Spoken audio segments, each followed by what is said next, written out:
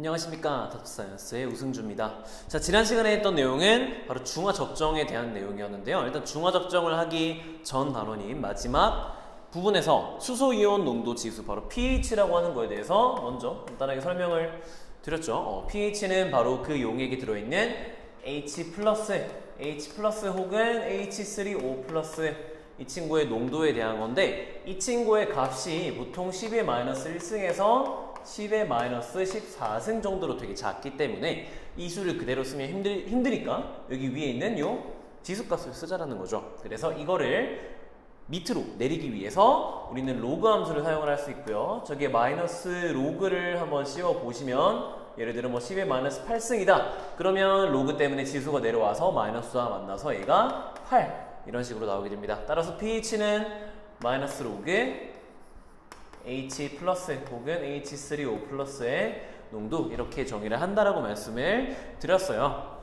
자, 그리고 나서 이 중화적정 파트로 넘어오시면 일단 중화반응이 무엇인지부터 배우죠. 중화반응은 산과 염기가 반응을 해서 세 가지 생성물이 있었습니다. 염, 물, 그리고 에너지. 이 세 가지 기억을 잘 하시고요.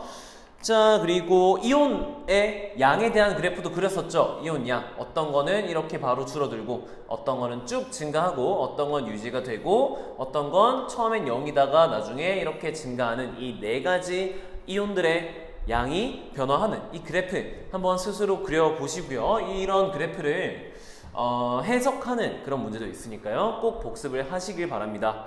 자, 그리고 나서 한 게 중화반응의 양적 관계였어요. 이런 중화반응이 일어날 때 과연 얼마나 많은 산과 얼마나 많은 염기가 만나야 딱 중화반응이 끝날까? 이거에 대한 얘기를 했죠. 그래서 여기서의 핵심은 바로 산에서 나오는 H+와 염기에서 나오는 OH-가 같은 몰수만큼 나와야 된다. 그래서 이 몰수를 구해봤더니 산의 NMV와 염기의 N', N', V' 이 두 값이 각각 H+와 OH-의 몰수가 되고요. 이 둘이 같아지는 순간 정확히 중화반응이 끝난다라는 겁니다. 그래서 문제 적용을 해보면 이만큼의 산을 완전히 중화시키기 위한 염기의 부피를 구하시오, 농도를 구하시오, 이런 식의 문제가 나올 수 있죠. 그런 경우에 이 식을 사용하시면 간단한 1차 방정식의 형태가 나와서 문제를 풀 수 있게 됩니다.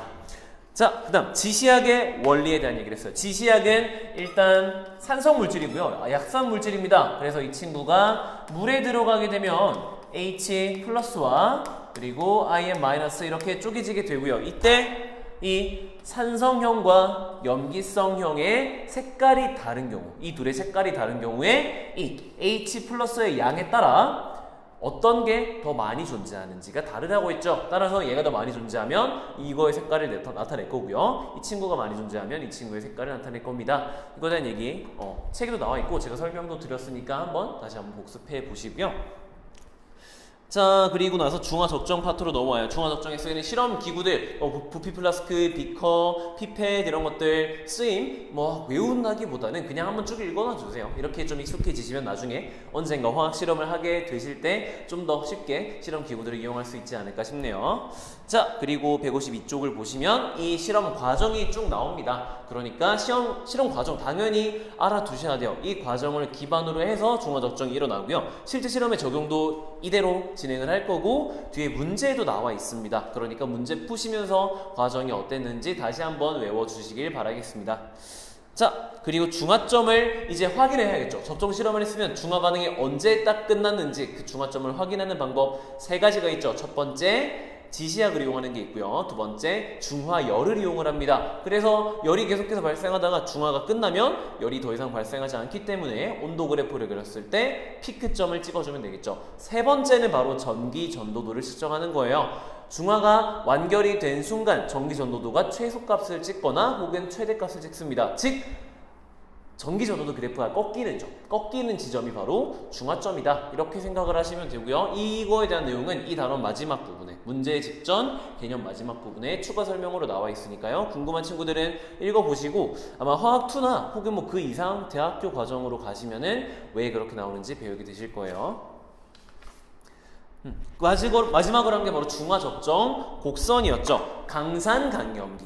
그러니까 산과 염기의 반응, 이 둘이 반응을 하면 중화 반응이 일어나게 되는데 강산, 강염기, 강산, 약염기, 그리고 약산의 강염기, 약산의 약염기 이렇게 네 가지 조합이 가능합니다. 이 조합에 따라서 반응에 따라 변화하는 pH의 그래프 모양이 달랐죠. 이 네 가지 꼭 기억을 다 해주세요. 꼭 기억을 하시고 좀 중요하게 보실 점은 그래프가 보통 이렇게 급격하게 증가를 합니다. 이 급격하게 증가하기 시작해서 다시 완만하게 돌아오는 지점, 그리고 그 둘의 중점, 얘네들이 어느 정도의 pH 구간에 있는지를 잘 보세요. 강한 쪽에 7보다 아주 크게 차이가 날 거고 약한 쪽으로는 7에 가깝게 이렇게 그려졌던 거 꼭 기억을 하셔서 복습을 해주시면 되겠습니다. 그리고 여기서 나오는 바로 지시하기 변색 범위. 지시하기 변색 범위는 이렇게 pH가 급격하게 변하는 그 지점 내부에 이렇게 존재를 하면 가장 좋은 지시학이다 라고 할 수 있으니까요. 저렇게 지시학을 선택하는 방법까지도 알아두시면 되겠습니다. 그리고 뒤에 나와 있는 중화 반응과 우리 생활 그냥 쭉 읽어보시면서 우리가 어떤 우리 생활 속에 중화 반응을 사용을 하는지 쭉 보시면 되겠습니다.